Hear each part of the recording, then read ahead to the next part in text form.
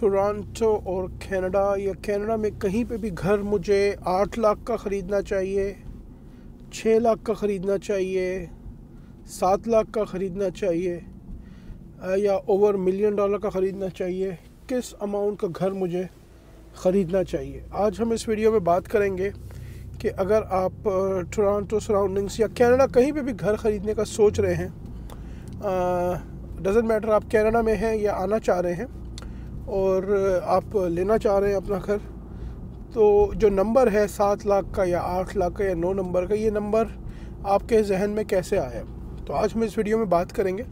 अस्सलाम वालेकुम, आपका दोस्त यासिर खान। मैं उम्मीद करता हूँ कि आप सब खैरियत से होंगे। जैसा कि आप जानते हैं, मैं टोरंटो और सराउंडिंग्स में रियल स्टेट में हूँ with 15+ years experience in Toronto surroundings real estate market. आपके जहन में कोई भी सवाल है, कोई भी कंसर्न है, मुझे मैसेज या कॉल कर सकते हैं। चलिए जी, टॉपिक की तरफ चलते हैं। उससे पहले अगर आपने मेरे चैनल को सब्सक्राइब नहीं किया तो उसको सब्सक्राइब करें, लाइक करें, शेयर करें, इससे मुझे मोटिवेशन मिलेगी। वेदर टोरंटो और सराउंडिंग्स में इस वक्त जो है ठंडा हो रहा है काफ़ी। आई थिंक -7 हो रहा है, फील लाइक इट। -2 जो है वो मेरी गाड़ी दिखा रही है, लेकिन फील लाइक -6-7 हो रहा है जहाँ पे मैं हूँ।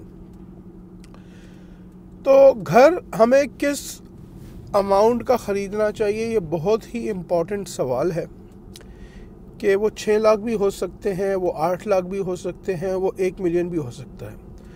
ज़्यादातर लोग जो यहाँ पे जो नए आ रहे हैं, स्पेशली अगर उनके किसी जानने वाले ने घर लिया है 8 लाख का, तो उनके जहन में भी वही 8 लाख का एक नंबर चल रहा है कि भाई घर हमने लेना है तो 8 लाख का लेना है। क्या क्या चीज़ें इसमें ज़रूरी हैं चेक करने की कि 8 लाख का आपको लेना चाहिए या 6 लाख का लेना चाहिए आपको। तो ये बहुत ही इम्पोर्टेंट जो है वो कंसर्न है, बहुत ही इम्पोर्टेंट क्वेश्चन है ये, जो आपने अपने आप से करना है। चलिए जी, कुछ आपके साथ चीज़ें शेयर करता हूँ। सबसे पहले आपने अपनी जो इनकम है उसको आपने जो है वो कैलकुलेट करना है कि आपके ओवरऑल एक्सपेंसेस कितने हैं।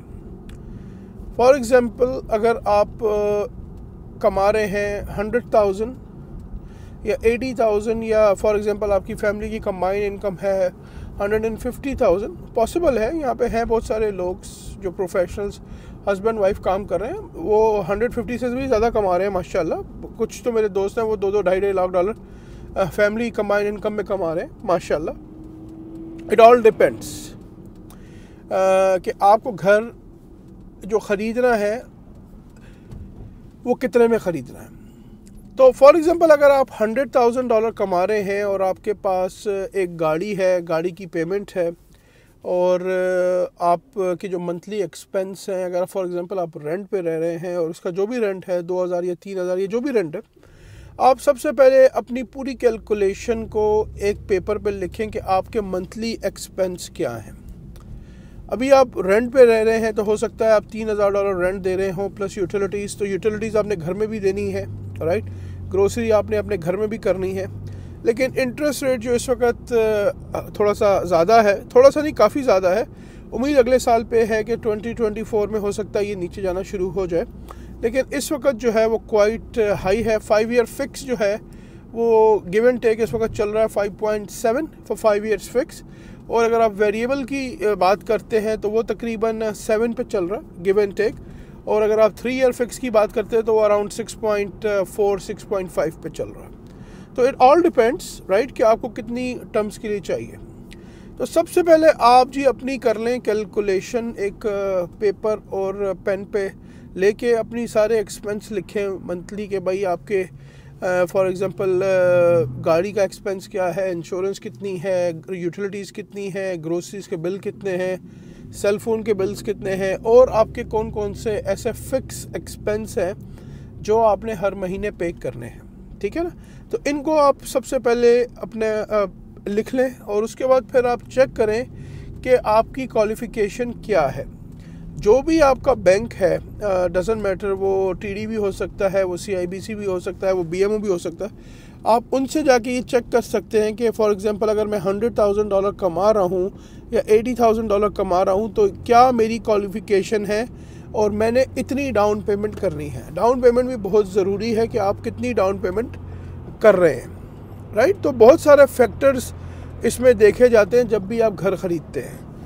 तो 6 लाख, 7 लाख, 8 लाख का जो घर है, इट ऑल डिपेंड्स कि आपकी ओवरऑल क्या क्वालिफ़िकेशन है, आपकी ओवरऑल क्या अफोर्डेबिलिटी है। हो सकता है आपके जो दोस्त हैं जिन्होंने 8 लाख का घर लिया हो वो काफ़ी अरसे से हों यहाँ पे, हो सकता है वो 8 लाख का घर अफोर्ड कर सकते हों, हो सकता है उन्होंने अपना कोई घर बेचा हो पहले टोरंटो सराउंडिंग्स में या कनाडा में, हो सकता है वहाँ से उनके पास कोई अच्छे पैसे आए हों जिससे वो हैवी डाउन कर रहे हों, 2-3 लाख 4 लाख हो सकता है वो डाउन कर रहे हों, राइट। तो उनके सर्कमस्टांसेस डिफरेंट हैं, आपके सर्कमस्टांसेस डिफरेंट हैं।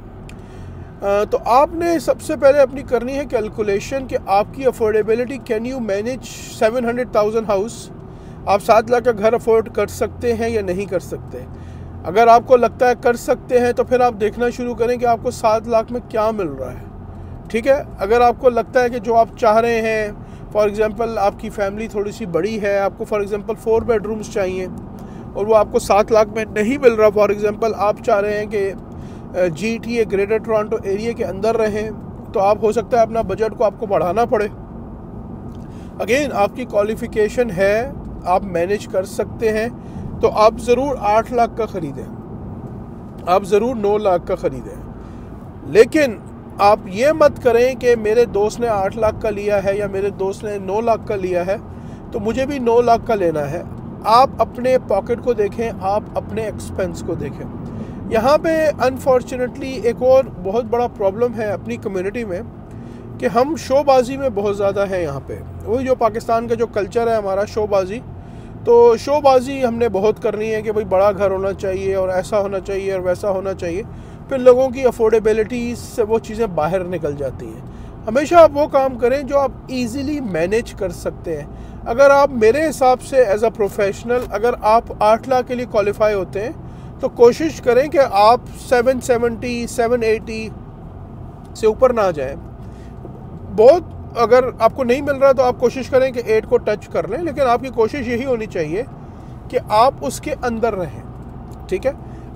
अपने, क्योंकि देखिए पेमेंट आपने करनी है, आपके किसी रियल्टर ने नहीं करनी, आपके किसी फैमिली फ्रेंड ने नहीं करनी, आपके किसी फैमिली मेम्बर ने नहीं करनी, आपने करनी है, ठीक है।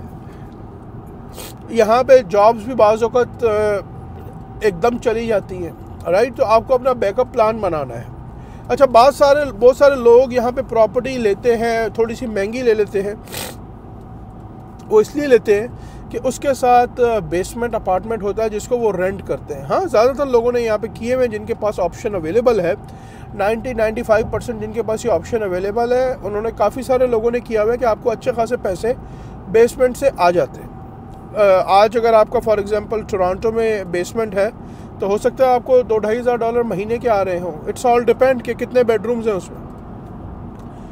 लेकिन अगर आप बेसमेंट की इनकम पे रिलाई कर रहे हैं और कल को अल्लाह ना करे कुछ 19-20 होता है आपके बेसमेंट के टैलेंट्स के साथ, अगर वो 1-2 महीने डिले से चढ़ती है, या फॉर एग्ज़ाम्पल कोई टैलेंट्स के साथ आपका इशू आता है, ये भी आजकल बहुत एक कंसर्न चल रहा है कि टैलेंट को आपने कैसे प्रॉपर स्कैन करना है। तो इसमें मैं इंशाल्लाह ताला जल्दी ही एक प्रॉपर वीडियो बनाऊंगा। मैंने पहले भी बनाई है तो, लेकिन अब जो रिसेंटली जो अपडेट्स हो रही हैं, जो मेरे पास इंक्वायरीज़ आ रही हैं, तो उसमें डेफिनेटली मैं रिसेंटली इंशाल्लाह ताला वेरी सून एक और वीडियो बनाऊंगा कि आप इसको प्रॉपर कैसे स्कैन कर सकते हैं।